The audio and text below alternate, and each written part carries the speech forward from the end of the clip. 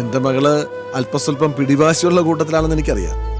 അതുകൊണ്ട് തന്നെ നിങ്ങൾ തമാശയായി കാണുകയും ചെയ്യുകയും ചെയ്യുന്ന പല കാര്യങ്ങളും അവൾ ആ രീതി കാണണമെന്നില്ല. ക്യാമ്പസിൽ നടന്ന ചലഞ്ചും കാര്യങ്ങളൊക്കെ എബിൻ പറഞ്ഞു തന്നെ ഞാൻ അറിഞ്ഞു.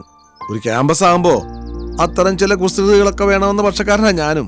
പക്ഷേ നേരം പോക്കും തമാശകളും ഒന്നും ആരുടെ ഫ്യൂച്ചറിന് ഒരു പ്രശ്നമായി തീരരുത്. കുറച്ചുകൂടി വ്യക്തമായി പറഞ്ഞാൽ എബിന്റെ ഫ്യൂച്ചറിന് താനൊരു തടസ്സമാകരുത്. മനസ്സിലായില്ലല്ലേ?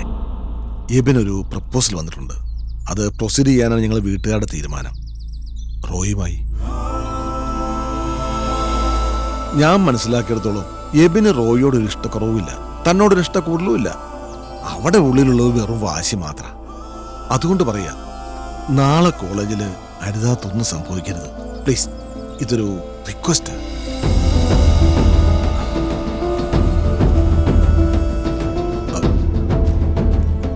ഒരു കാര്യം കൂടെ വിനയനോട് ഞാൻ തുറന്നു പറയാം. പരസ്യമാക്കാൻ ആഗ്രഹിക്കാത്ത ഒരു ചെറിയ രഹസ്യം അവളുടെ കാര്യത്തിലുണ്ട്. അതെന്റെ മകളുടെ ഭാവിക്ക് ദോഷം ചെയ്യുന്നൊരു ടെൻഷൻ കൂടി എനിക്കുണ്ട്. അതിനിടയിൽ അവളുടെ ഒരു നല്ല ഭാവി കളയരുത്.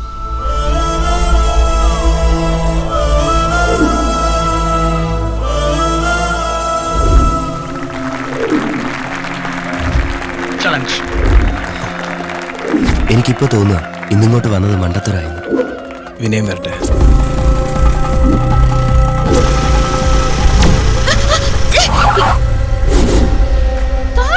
രാവിലെ തന്നെ മനുഷ്യനും.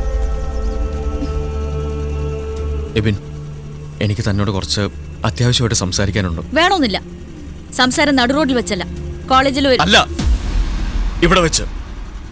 ചന്തുവിന് പറയാനുള്ളത് കേട്ടിട്ടേ ശ്രീകുട്ടി പോകുന്നുള്ളൂ.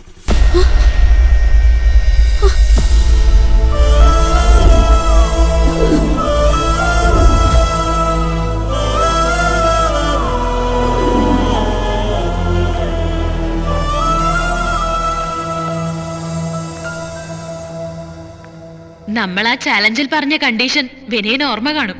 അന്ന് ഞാൻ നിനക്ക് തന്നിരുന്ന ഡെഡ് ലൈൻ ഇന്ന് ഈ ഇയർ എൻഡിങ് ഫംഗ്ഷൻ ഡേ ആണ്. ഞാൻ ഇതുവരെ ഇവനെ ഇഷ്ടമാണെന്ന് പറഞ്ഞിട്ടില്ല, ഇനി പറയാനൊട്ട് ഉദ്ദേശിക്കുന്നുമില്ല.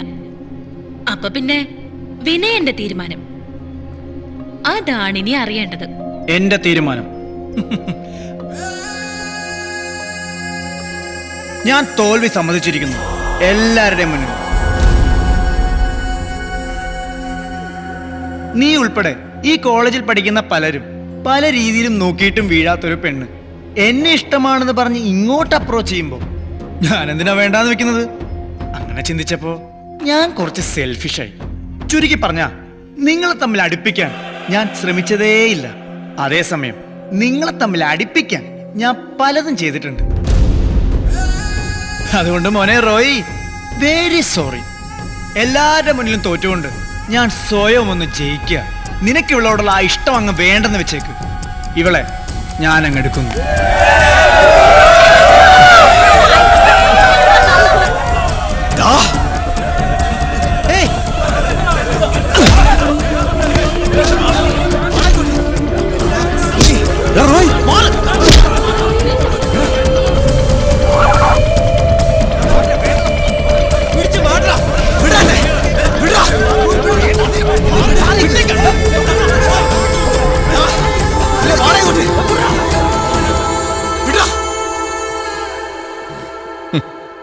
കൺഗ്രാറ്റുലേഷൻസ്. നിങ്ങളുടെ പ്രോഗ്രാം കാണാൻ പറ്റിയില്ല, എന്നാലും ഈ അറ്റ്മോസ്ഫിയർ കണ്ടപ്പോൾ മനസ്സിലായി പരിപാടി നല്ല ഗംഭീരമായിരുന്നു എന്ന്. സത്യം പറഞ്ഞ എനിക്കിപ്പോൾ നിങ്ങളോട് നല്ല ദേഷ്യമുണ്ട്. ചില സിനിമയിലൊക്കെ നമ്മുടെ ലാലേട്ടൻ വന്ന് അടിച്ചു നിരത്തുന്ന പോലെ നിന്നെയൊക്കെ അടിച്ചു നിരത്തിയാൽ കൊള്ളാവുന്ന ആഗ്രഹമുണ്ട്. പക്ഷെ ഞാനത് ചെയ്യില്ല. കാരണം ഞാൻ വലിയ സൂപ്പർ സ്റ്റാർ ഒന്നുമല്ല. പക്ഷേ ഒന്നുണ്ട്, ഇപ്പോഴത്തെ ചെറുപ്പക്കാര് ക്യാമ്പസിന്റെ കയ്യടി വാങ്ങിക്കുന്നത് ഇമാതിരി ചെറ്റത്രം കാണിച്ചിട്ടല്ല, അതിനെതിരെ റിയാക്ട് ചെയ്തിട്ടാണ്. അത് വേണേൽ എങ്ങനെയാണെന്ന് നിനക്ക് ഞാൻ തരാം. കണ്ടോ കയ്യടി കണ്ടോ? ഇതാണ് ക്യാമ്പസ്. വേണ്ട വേണ്ട വേണ്ട, ഞാൻ പറഞ്ഞല്ലോ ഒരു ചെറിയ കാര്യം നിനക്ക് മനസ്സിലാക്കി തരിക, അത്രേ ഉണ്ടായിരുന്നുള്ളൂ എന്റെ ഉദ്ദേശം. അല്ലാതെ അടി ഇടിയും കയ്യാങ്കളിക്കൊന്നും ഞാനില്ലേ. ഇനി എനിക്ക് പറയാനുള്ളത് നിങ്ങളോടെല്ലാവരോടുമാണ്. ഞാൻ ഈ കോളേജിൽ വന്നത് ഒരു ജോലിയുടെ ഭാഗമായിട്ടാണ്. പക്ഷെ ഇവിടെ വന്നു കഴിഞ്ഞപ്പോൾ നിങ്ങൾ എല്ലാവരും കൂടെ ചേർന്ന് ഒരു ആസ്ഥാന പട്ടം എടുത്തിന്റെ തലയിൽ വെച്ച് തന്നു, ഡോക്ടർ ലവ്. സത്യം പറഞ്ഞ അങ്ങനെ ഒരാൾ വിചാരിച്ചാൽ ഇഷ്ടപ്പെടാത്ത രണ്ടുപേരെ തമ്മിൽ ഇഷ്ടപ്പെടുത്താനൊന്നും പറ്റുകയില്ല. അത് എനിക്കും അറിയാം, നിങ്ങൾക്കും അറിയാം. ഇനി നിങ്ങൾക്കത് അറിയാൻ പാടില്ലേ, എനിക്കത് നന്നായിട്ട് അറിയാം. പക്ഷേ എനിക്കും നിങ്ങൾക്കും അറിയാവുന്ന വേറൊരു സത്യമുണ്ട്. ഈ ലോകത്ത് സക്സസ് ആയിട്ടുള്ള ഏതൊരു പ്രണയത്തിന് പിന്നിലും ഒരു കൂട്ടുകാരനോ കൂട്ടുകാരിയോ ഉണ്ടായിരിക്കും എന്ന സത്യം. അങ്ങനെ ഒരു കൂട്ടുകാരനാവാൻ ഞാൻ പലപ്പോഴും ശ്രമിച്ചിട്ടുണ്ട്. അങ്ങനെ ഒരു കൂട്ടുകാരനാവുകയാണ് ഞാനിപ്പോ ഇവിടെയും.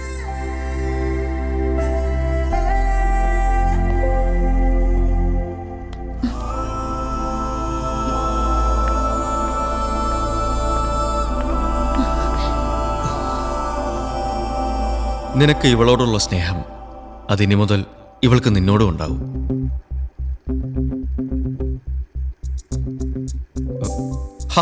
നീ എന്താണ് ഒരു റിയാക്ഷൻ ഇല്ലാതെ നിൽക്കുന്നത്? ഒന്ന് വിശ്വസിക്കടാ.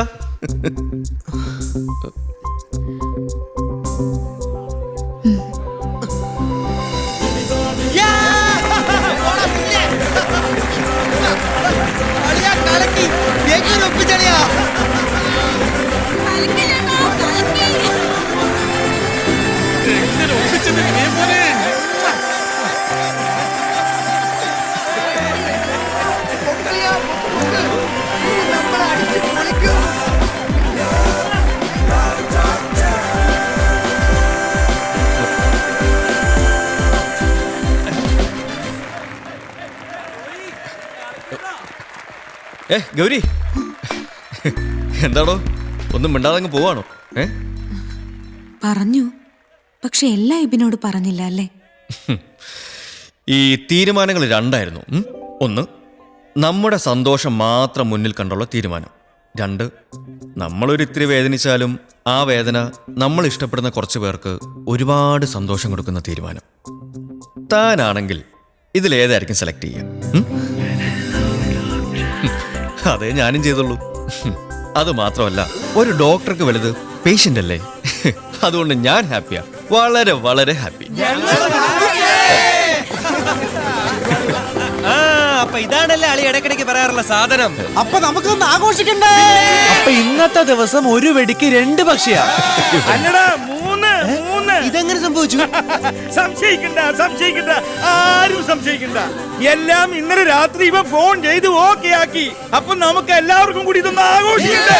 എടുത്ത് അവനെ പൊക്കടാ.